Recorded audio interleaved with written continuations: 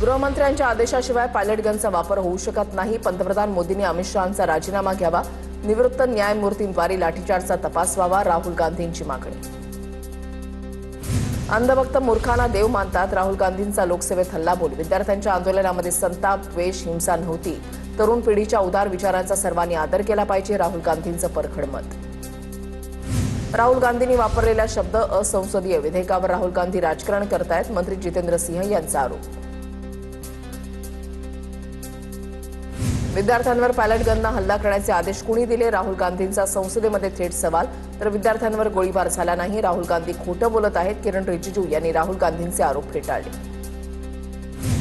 राहुल गांधी देशाच्या युवकांसाठी काही सकारात्मक बोललेत का? खोटे आरोप केल्याने युवकांना काही मिळणार नाही.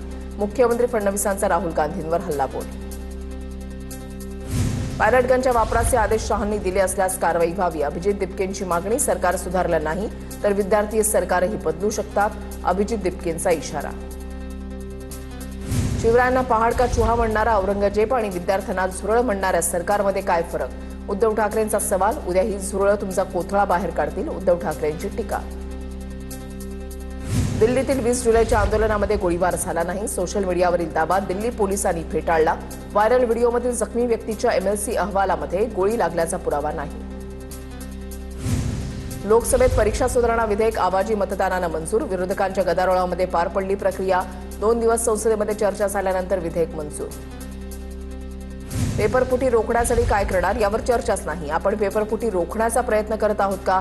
आशुतोष रांकांचा सवाल. विधेयकामध्ये केवळ कठोर शिक्षेची तरतूद आणि दंडात्मक कारवाईचा उल्लेख. रांकांकडून खंत व्यक्त. पवारांची राष्ट्रवादी लवकरच एनडीएमध्ये सामील होईल. डिलिमिटेशन विधेयकाला पाठिंबा देऊ पण पक्ष परत द्या अशी अट पवारांनी शहांना घातली असेल. दमानी यांचा दावा. राष्ट्रवादी विलिनीकरणाची कोणतीही चर्चा झाली नाही. शरद पवार विलिनीकरणासंदर्भात आमच्याशी बोलून निर्णय घेतील. पवारांच्या राष्ट्रवादीचे प्रदेशाध्यक्ष शशिकांत शिंदेंची माहिती. पेपरफुटी प्रकरणामध्ये हर्षवर्धन सपकाळांनी बदनामी केली. कुठलाही संबंध नसताना याबाबत आपल्यावर आरोप केले. भाजपा आमदार अभिमन्यू पवारांची हर्षवर्धन सपकाळांच्या विरोधात तक्रार दाखल. 2 दिवसांमध्ये कायदेशीर नोटीस देणार. मनोज जरांगेंनी पुन्हा आंदोलनाचा हत्यार उपसलं. 29 ऑगस्टला शेवटच्या निर्णायक आंदोलनाची घोषणा. 58 लाख प्रमाणपत्र घेतल्याशिवाय आता मागे हटणार नाही. जरांगे ठाम. जात प्रमाणपत्र ज्यांनी मागितलं त्यांना मिळालं. प्रलंबित प्रकरणं कमी. जरांगेंच्या आंदोलनाच्या पार्श्वभूमीवर मुख्यमंत्री फडणवीसांची प्रतिक्रिया. तरीही कुणाला न्याय मिळत नसल्याची भावना असल्यास संवादातून मार्ग काढू. मुख्यमंत्री फडणवीसांची भूमिका. जरांगेंनी दिल्लीला आंदोलन करण्याची भूमिका घेऊ नये. जरांगेंना आवश्यक ती सर्व मदत करू. जरांगेंच्या प्रश्नांची उत्तरही आम्ही देऊ. उदय सामंतांची प्रतिक्रिया. शेतकऱ्यांना 2 लाखांपर्यंत पूर्ण कर्जमाफी. बँक खात्यामधील तफावतीबाबत काळजी करू नका. वरची रक्कम राष्ट्रकृत बँक देणार. कृषी मंत्री दत्तात्रय भरणेंची माहिती. महापालिकेमध्ये अवघ्या 6 महिन्यातच नव्या गाड्या खरेदीचा प्रस्ताव. पदाधिकाऱ्यांकडून महागड्या गाड्या घेण्याची मागणी. तर पालिकेमध्ये सर्वसामान्यांच्या पैशांची उधळपट्टी सुरू आहे. विरोधकांचा हल्लाबोल. महापौर ऋतू तावडेंच्या खासगी सहाय्यकाला दरमहा 50,000 मानधन देण्याकरता स्थायी समितीसमोर प्रस्ताव. महापौरांच्या प्रसिद्धीसाठी 3 महिन्याचे 10 लाख रुपये. विरोधी पक्षनेत्या किशोरी पेडणेकरांचा मोठा आरोप. एचएसआरपी नंबर प्लेटसाठी काउंटडाऊन सुरू. 31 डिसेंबरनंतर एचएसआरपी नसलेल्या वाहनांवर कठोर कारवाई होणार. मंत्री खासदार आमदारांनाही कोणती सूट नाही. परिवहन मंत्री प्रताप सरनाईक यांचे स्पष्ट आवाहन. 1 ऑगस्टपासून 12 नॉटिकल मैल बाहेर जाऊन मासेमारी करता येणार. मत्स्य व्यवसाय मंत्री नितेश राणे यांची माहिती. केंद्र शासनाच्या हद्दीमध्ये मासेमारी करण्यास सरकारची परवानगी. एफडीएनं किती मंत्र्यांच्या मालकीच्या आस्थापनांवर धाडी टाकल्या? एफडीएच्या कारवाईवरून हायकोर्टाचा सवाल. कठोर कारवाई केवळ खासगी आस्थापनांवर नको. मंत्र्यांच्या मालकीच्या आस्थापनाही तपासा. कोर्टाचे निर्देश. राज्यातील सर्व शासकीय निमशासकीय अनुदानित विनाअनुदानित शाळांचं कॅन्टीन तसंच वसतिगृह अंगणवाडींना अन्न परवाना बंधनकारक. एफडीएचे आयुक्त तुकाराम मुंढेंकडून स्पष्ट. नियमभंग करणाऱ्यांवर कारवाईचा इशारा. एफडी आयुक्त तुकाराम मुंढेंनी आता शाळांकडे मोर्चा वळवला. शाळांमधील आहारासाठी FSSAI परवाना अनिवार्य. 50 मीटरच्या आवारामध्ये जंक फूडवर पूर्णपणे बंदी. नियम मोडणाऱ्यांवर कडक कारवाई होणार. मुंढेंचा इशारा. अन्न आणि औषध प्रशासनाकडून मुंबईतील 5 नामांकित क्लबचे अन्न आस्थापना परवाने निलंबित. स्वयंपाकघरामधील अस्वच्छतेमुळे MIG cricket club of India यासह इतर क्लब्सवर कारवाई. मोशी कचरा डेपो दुर्घटना प्रकरणी मुख्य अभियंत्यासह 3 बडे अधिकारी निलंबित. कामामध्ये हलगर्जीपणा केल्याचा ठपका. महापालिका आयुक्त विजय सूर्यवंशी यांची कारवाई. विदर्भातील 6 जिल्ह्यांना आज पावसाचा ऑरेंज अलर्ट. नागपूर, वर्धा, चंद्रपूर, गडचिरोली, गोंदियासह अमरावतीला ऑरेंज अलर्ट, तर मुंबईसह महाराष्ट्रातील इतर जिल्ह्यांना येलो अलर्ट जारी. अरबी समुद्रामध्ये चक्राकार आणि बाष्पयुक्त वाऱ्यांचा प्रभाव वाढला. रत्नागिरी जिल्ह्यामध्ये पुढील 3 दिवस मुसळधार पावसाचा इशारा. 40 ते 45 किलोमीटर वेगानं किनारपट्टी भागात वारे वाहण्याची शक्यता. गोदावरी आणि दारणा नदीची पाणी पातळी सध्या नियंत्रणामध्ये. रामकुंडातील पूर ओसरू लागला. दुतोंड्या मारुती मंदिर अद्याप पाण्याखाली. प्रशासनाकडून नदीकाठच्या परिसरात खबरदारीचं आवाहन. नाशिकच्या इगतपुरीमध्ये इंदोरे भांगरेवाडीमध्ये विद्यार्थ्यांवर गुडघाभर पाण्यातून शिक्षणासाठी जाण्याची वेळ. रस्ता नसल्यानं विद्यार्थ्यांवर परिस्थिती ओढावली. भंडारा जिल्ह्याच्या साकोळी तालुक्यामधल्या विरसी आणि उकारा गावाला मुसळधार पावसाचा तडाखा. अचानक आलेल्या जोरदार वादळी वाऱ्यामुळे विरसी रोड महामार्गावर एकापाठोपाठ एक अशी 30हून अधिक झाडं उन्मळून पडली. बेळगावमध्ये पावसामुळे राष्ट्रीय महामार्ग 48 खचला. मुसळधार पावसामुळे निपाणीमध्ये राष्ट्रीय महामार्गाचं सुरू असलेलं बांधकाम ढासळलं. मुंबई पुणे लोहमार्गावरील खंडाळा घाटामधील मंकी हिल परिसर निसर्गाच्या अप्रतिम रंगांनी खुलला. दाट धुकं, हिरव्यागार दऱ्या आणि केस आणणारे धबधबे पाहताना प्रवाशांना निसर्गरम्य सौंदर्याची भुरळ. गोंदियामध्ये मुसळधार पावसाची हजेरी. विजांच्या कडकडाटासह गोंदियामध्ये जोरदार पाऊस. मुसळधार पावसामुळे शेतकऱ्यांना दिलासा. पुण्याच्या मावळमधील आंध्रा धरण 100% भरलं. नदीपात्रामध्ये 1248 क्युसेकनं विसर्ग सुरू. नदीकाठच्या गावांना सतर्कतेचा इशारा. प्रशासनाच्या सूचनांचं पालन करण्याचं आवाहन. गोसेखुर्द धरणाच्या विसर्गामध्ये पुन्हा मोठी वाढ. धरणाचे 19 दरवाजे अर्धा मीटरनं उघडले. 801,572 क्युसेकनं पाण्याचा विसर्ग सुरू. सांगलीमधल्या कृष्णा नदीच्या पाण्याच्या पातळीमध्ये झपाट्यानं वाढ. वारणा धरण आणि कोयना धरणातून पाण्याचा विसर्ग सुरू. कोयना धरणाचा छत्रपती शिवाजी महाराज कोयना जलसागर असं नामांतर. यापूर्वी शिवाजी जलसागर म्हणून कोयना धरणाची ओळख. माहितीचा महत्त्वाचा निर्णय. मंत्री विखे पाटलांची माहिती.